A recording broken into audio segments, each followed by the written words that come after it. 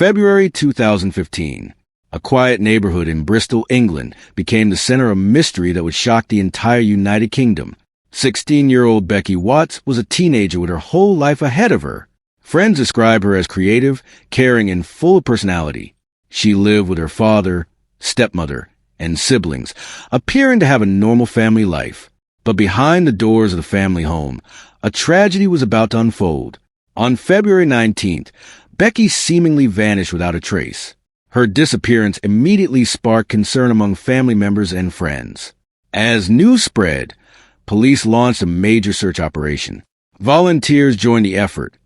Posters appeared across the city, and thousands of people shared her photograph online. Everyone hoped Becky would be found safe. At first, investigators considered the possibility that Becky had run away. After all, teenage disappearances are often resolved quickly, but something about this case felt different. Becky had left behind essential belongings, money, and clothing. There was no indication she planned to leave. As detectives examined the circumstances surrounding her disappearance, they began to uncover troubling inconsistencies. What initially appeared to be a missing person case would soon transform into one of Britain's most disturbing family murder investigations. Hidden beneath layers of lies and deception was a horrifying truth. The people responsible were not strangers lurking in the shadows. Instead, the investigation would reveal a betrayal so shocking that it stunned the nation and left an entire community searching for answers. The day Becky disappeared began like any other.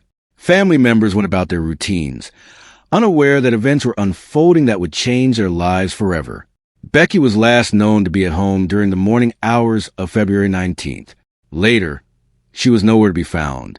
Concern quickly escalated when she failed to contact friends or return home. Her family reported her missing, prompting an urgent police response. Detectives immediately began gathering information about Becky's final movements.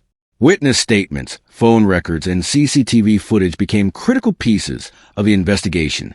As officers interviewed those closest to Becky, attention turned toward members of the household. Among them were Becky's stepbrother, Nathan Matthews, and his girlfriend, Shauna Hoare. Both claimed they had not seen Becky leave the property. Instead, they said they had heard a door slam and assumed she had gone out. Initially, investigators documented the statements and continued exploring multiple possibilities. Meanwhile, the search intensified.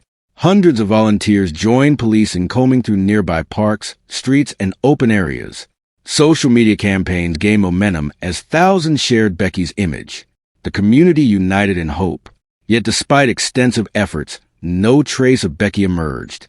Detectives noticed that key details failed to add up. Her disappearance did not fit the typical pattern of a runaway teenager. She had left no messages, made no plans, and taken virtually nothing with her. The longer the investigation continued, the more investigators suspected they were dealing with something far more sinister than a simple disappearance. As the search entered its second week, detectives began focusing on inconsistencies in witness accounts. The investigation took a dramatic turn when police examined the activities of Nathan Matthews and Shauna Hoare more closely. CCTV footage revealed unusual purchases made shortly before and after Becky's disappearance. Investigators discovered that Matthews had purchased batteries intended for stun guns and later bought a circular saw. These purchases immediately raised suspicion. Further examination uncovered disturbing messages exchanged between Matthews and Hoare. The conversation suggested an unhealthy fascination with kidnapping fantasies and controlling young girls. Detectives began piecing together a picture that was becoming increasingly alarming. Every new discovery pushed investigators closer to a devastating conclusion. Police conducted extensive searches of properties connected to the suspects.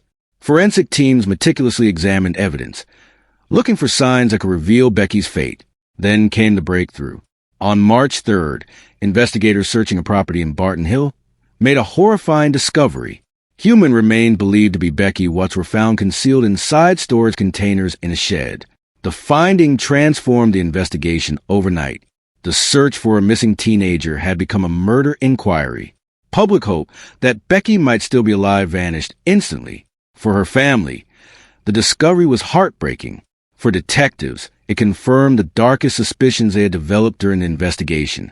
The evidence now pointed toward a calculated crime involving deception, concealment, and individuals who had been present during the search efforts themselves.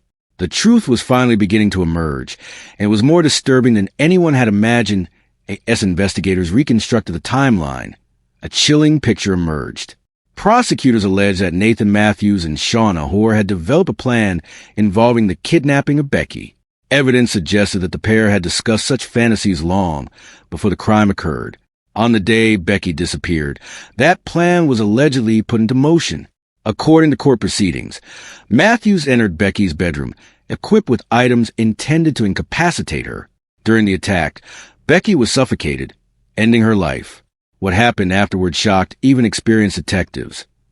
Instead of reporting the incident or seeking help, Matthews focused on concealing the crime. Becky was transported from the family home to another property linked to the suspects. Their efforts were made to hide what had happened. Investigators later uncovered evidence showing purchases of cleaning supplies and tools after the killing. CCTV footage and receipts helped establish the timeline. The concealment efforts were extensive and deliberate. Perhaps most disturbing was the deception that followed. While Becky's family desperately searched for answers and pleaded for a safe return, those responsible allegedly maintained the illusion that she was simply missing. Public appeals continued while critical evidence remained hidden. The case became a shocking example of betrayal within a family. Becky had been targeted by someone she knew and trusted. The realization devastated not only her relatives but also the wider public. In October 2015, the trial of Nathan Matthews and Shauna Hoare began at Bristol Crown Court.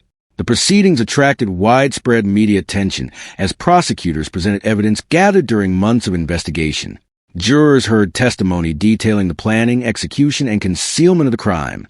CCTV footage, forensic evidence, digital communications, and witness statements formed the foundation of the prosecution's case. Matthews admitted responsibility for Becky's death, but claimed it was not murder. He argued that the situation had spiraled out of control during an attempted kidnapping. Prosecutors rejected this explanation, describing the crime as deliberate and sexually motivated. Meanwhile, Hoare denied participating in the killing itself. However, the prosecution argued that her involvement before and after the crime demonstrated her role in conspiracy and cover-up. Throughout the trial, jurors listened to disturbing details regarding the couple's communications and behavior. Evidence revealed conversations that prosecutors said reflected a dangerous obsession. Becky's family endured weeks of painful testimony as the events surrounding her death were laid bare in court. After carefully reviewing the evidence, the jury reached its verdict. Nathan Matthews was found guilty of murder. Shauna Hoare was found guilty of manslaughter. Both were convicted of conspiracy to kidnap, perverting the course of justice, and additional related offenses. Matthews received a life sentence with a minimum term of 33 years. Hoare was sentenced to 17 years in prison. The verdicts brought accountability, but they could never erase the profound loss suffered by Becky's loved ones. The murder of Becky Watts remains one of the most haunting criminal cases in modern British history. More than a decade later, the case continues to be remembered not only because of its brutality, but because of the betrayal at its core. The person responsible was not a stranger. He was someone connected to Becky's own family. The investigation demonstrated the importance of persistence and meticulous police work. Detectives followed every lead, examined every inconsistency, and refused to accept easy explanations. Their determination ultimately uncovered the truth and brought those responsible before the courts. For the city of Bristol, Becky became a symbol of a young life taken far too soon. Friends, relatives, and members of the community worked to preserve her memory and celebrate the person she was. Behind every true crime story lies a real human being whose absence leaves an immeasurable void. Becky was more than a headline or a case file. She was a daughter, a sister, a friend, and a teenager with dreams for the future. Her story serves as a reminder of how quickly lives can be changed by violence and deception.